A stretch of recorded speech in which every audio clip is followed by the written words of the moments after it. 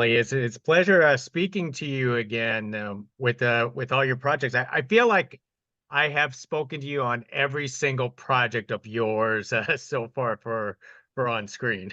Yeah, you've been my good luck charm. So let's keep doing this because it seems every time I speak with you, I get a new project. So that's you're my good luck charm right now.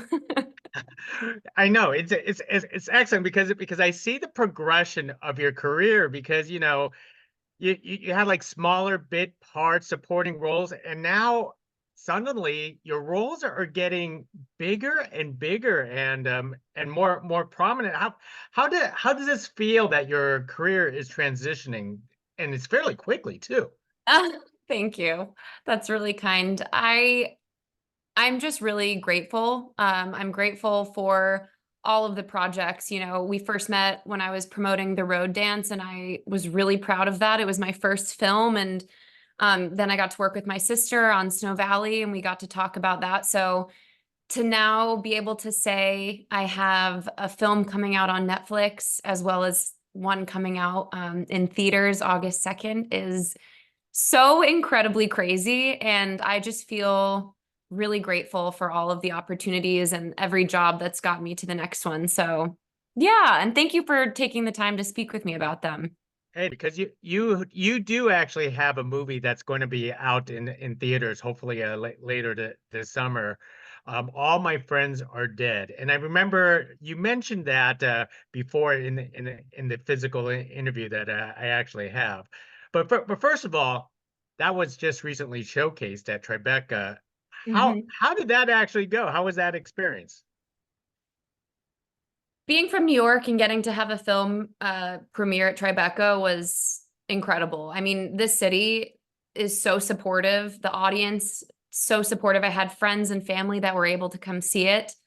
They maybe didn't love that I brought them to a comedy horror slasher film, but they all walked away laughing and they were really proud of it. And it was really special that most of the cast got to fly out from LA and Vancouver to be here. Our writers and director were here. Our DP got to come. So it was just a really cool experience to all get together. And we shot that film in 12 days. Oh, wow.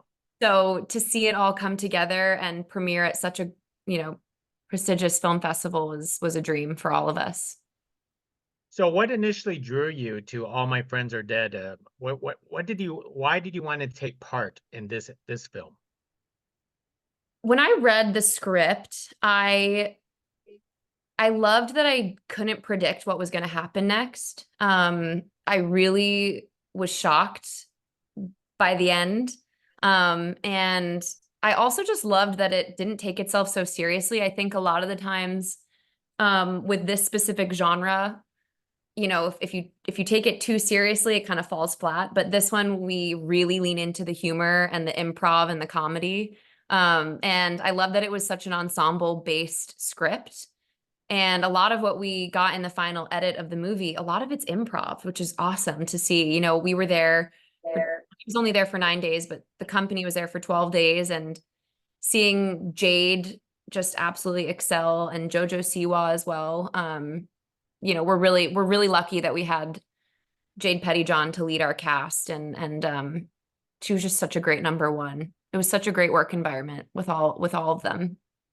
With all the preparation that you do, you're also like improver. Gosh, is there anything you can't do? Improv is a weird thing because I would never say, "Oh, I'm amazing at improv." I really think because one of my castmates, Julian Haig, he plays LB in the film.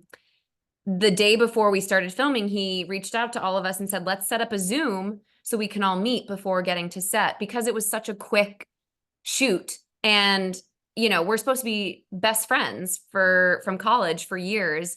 And so I really give him a lot of credit for taking the initiative to doing that because we got to know each other so that day one when we stepped on set, it was such a familiar, comfortable environment. And I think when you're with people you feel comfortable around, it's a lot easier, to just improv off each other. Now this is most definitely categorized as a horror movie, which is a lot different from what Snow Valley and Cabin Girl that you actually did. Ta but in such a young career, technically, this is your third horror movie in a sense. No, it's so funny.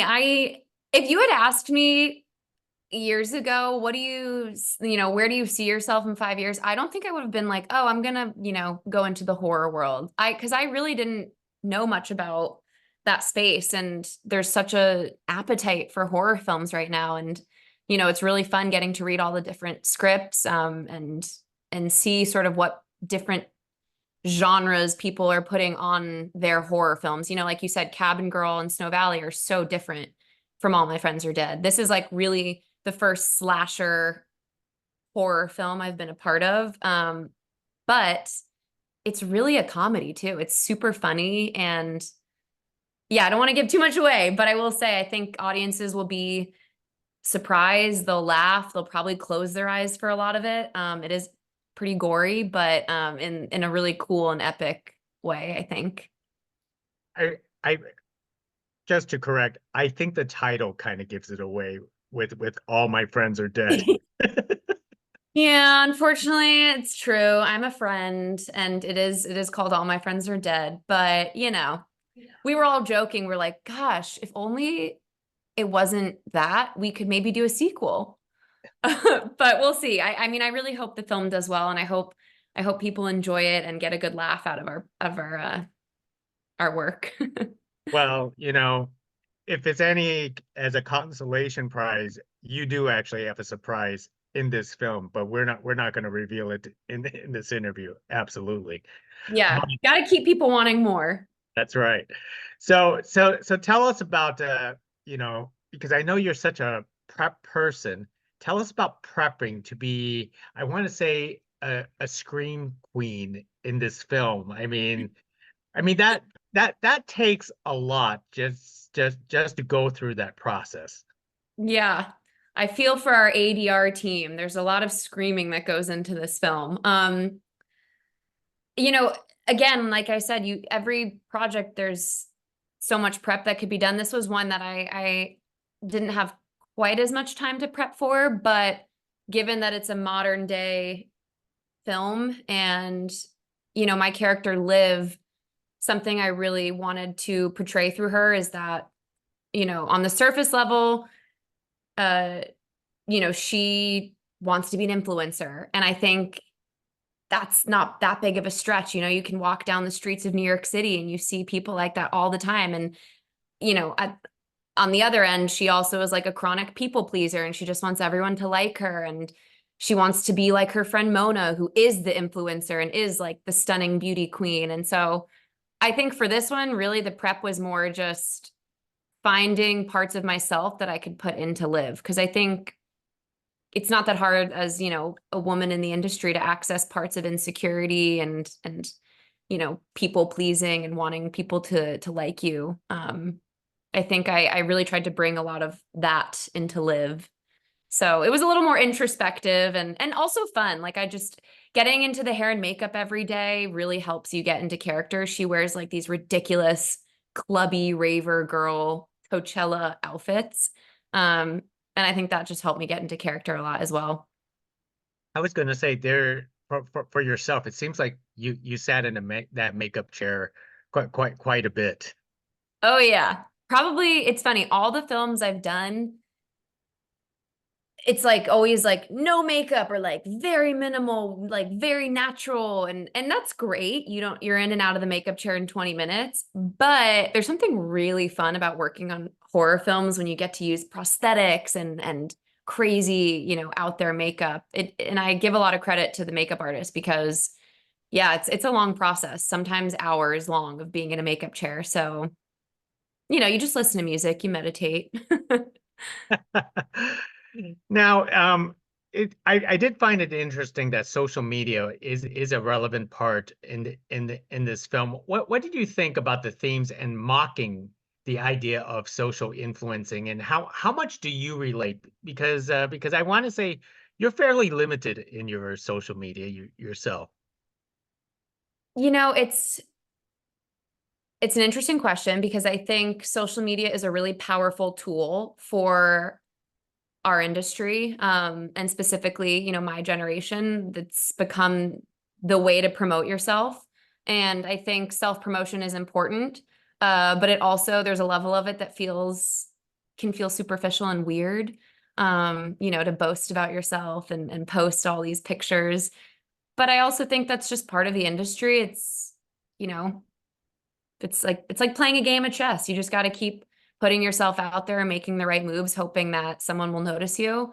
And I think in the film, we sort of bump it up a level, and it's a little bit of a farce. There are people that exist, like my character Liv and the character Mona, but I think it's a little bit of an exaggerated trope of a influencer character. I have so much respect for influencers. I wish I'm still learning from all of them, because they post beautiful content, and like it's a different industry. So it's really cool to see. I feel like the film world and the influencer world are more and more meshing together. Well said, well said. So tell us, what was it like walking through that production set? Because I've seen the movie. I thought a lot of that production set is kind of crazy. And it's also kind of crazy that to even imagine, I want to say it's practical effects in this film. Mhm. Mhm. I can't remember the exact percentage that our director quoted for CGI versus practical, but honestly, the majority of the special effects you see in our film, just because of budget, were practical effects, which is pretty crazy to be on set and live the magic of fake blood and gore and all the things that come with a horror slasher film. But yeah, Marcus Dunstan, he comes from the Saw franchise, and this is not his first rodeo, so he really brought out all the tricks. And I would say with the set design, um, specifically the set that you'll see at the end of the movie, sort of at the climax, that was all created and real. And so and it was all created in a warehouse, um, where the sets were all being built. And so it was pretty crazy to see what they came up with. But again, it just helps you get into character when you don't have to fake it, right? It's like you're actually living what you see in the film. So it sounds like you really have, you know what, every film you made is an awesome experience. That's what it sounds like to me. You done singing, you done slasher horror. I mean, I, I don't know. I don't know what's still on your list. I mean, you barely got into this industry. I still remember the first time I spoke to you. I know it was not that long ago, I want to say too. Yeah, I'm very fortunate. And again, I have to give a lot of credit to my team. I have the most supportive parents in the world. I have an incredible manager, and I feel lucky that these opportunities have opened doors for me. And I hope that once these films come out and people see them, they'll want to continue working with me. But I would say, really, aside from Broadway, which is a dream of mine, um, in terms of film, I would love to be able to portray the Japanese side of me. I have yet to be able to live in the world of either, Japanese American, or being Hapa, half white, half Asian. Something in that world would be really special. And I'm also trying to get more into the producing side and create stories in that Japanese American world, so that I can sort of plug myself into it. That's kind of been my MO, is if I don't see these scripts coming across my desk, then how can I help make them happen? Well said, well said. And part of me asking the question about your Japanese sizes, I'm just curious. Is like how immersed are you onto your Japanese size? Me just saying, being raised in such a Western culture, Mhm. every Asian parents are different when they try to instill the culture to their kids.